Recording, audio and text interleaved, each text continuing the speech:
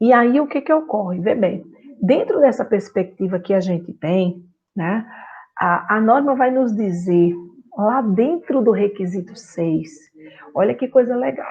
Veja, além de falar de perspectiva de ciclo de vida, ela coloca a perspectiva de ciclo de vida no melhor lugar que ela poderia dentro do PDCA da norma.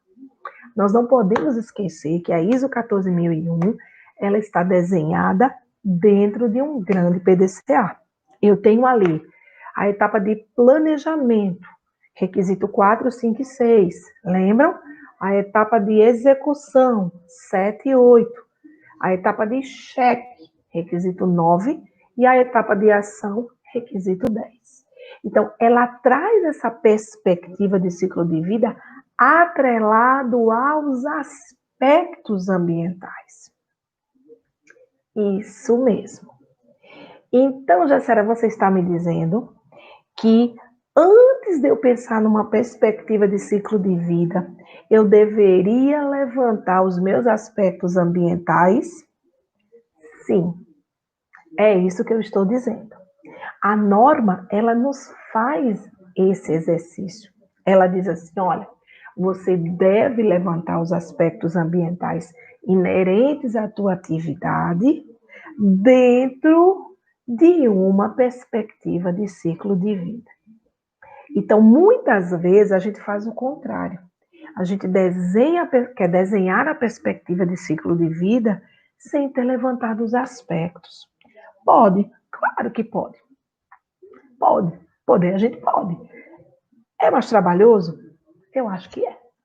Eu acho que é. Quando a gente faz o contrário, fica mais fácil. Vamos a um exemplo, vamos lá. Imagine que você, pega o exemplo da sua produção, né? Então você tem ali, trabalhando numa empresa que fabrica um determinado produto. Você vai lá na produção, levanta todos os seus aspectos ambientais, tal, bota isso numa planilha, num sistema, olha para aquilo ali e fala assim, ó, só da produção, tá? Por enquanto, mas eu tenho aqui, ó, todos os aspectos da minha produção. Quais esses aspectos aqui eu consigo, né? Eu consigo gerar uma perspectiva de ciclo de vida. Aí você para e começa a pensar, né? Então, por exemplo, ó, nessa etapa do processo aqui, eu gero um resíduo. Ok, o que é que eu vou fazer com esse resíduo? Ah, não tem jeito, não dá para fazer nada. Não dá para fazer absolutamente nada com ele, mas eu não consigo reusar, reprocessar, não consigo fazer nada. Então, a destinação final. Beleza. Ah, mas tem um outro resíduo aqui, que esse aqui eu consigo reprocessar. Opa, então legal. Então eu posso reprocessá-lo e usá-lo novamente. Essa perspectiva de ciclo de vida é melhor, porque eu estou fazendo um reaproveitamento. Então perceba, quando você segue um pouco esse roteiro sugerido pela norma, fica mais simples você conseguir enxergar essa perspectiva do ciclo de vida.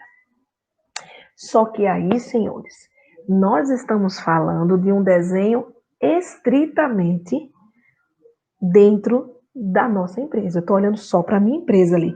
Eu até botei um desenho para vocês, deixa eu dizer aqui certinho qual foi o slide. No slide 8. No slide 8, eu botei aí um desenho para vocês, que inclusive foi um desenho que eu fiz junto com o cliente, né? A gente estava fazendo um processo de implementação, e ele estava com algumas dificuldades de entender um pouco, mas Jacera, como é que eu vou fazer essa coisa da perspectiva do ciclo de vida?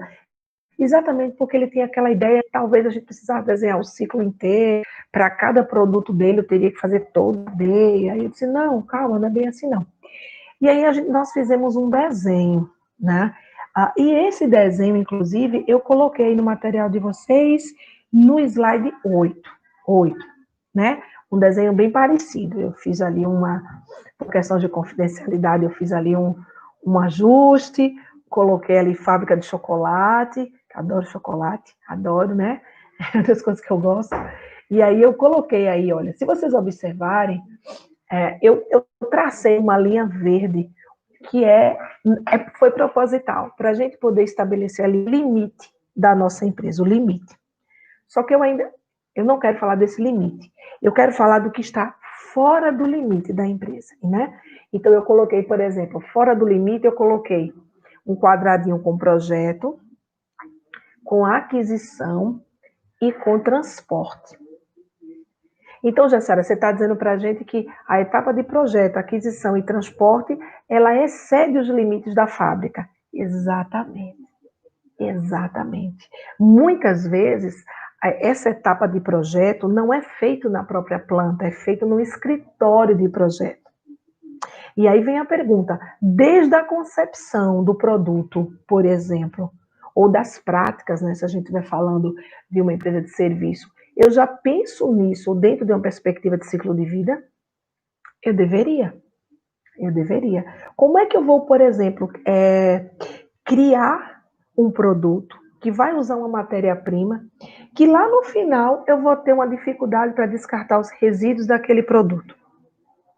Não deveria, eu não deveria. Eu tenho que pensar no início e eu tenho que pensar no final.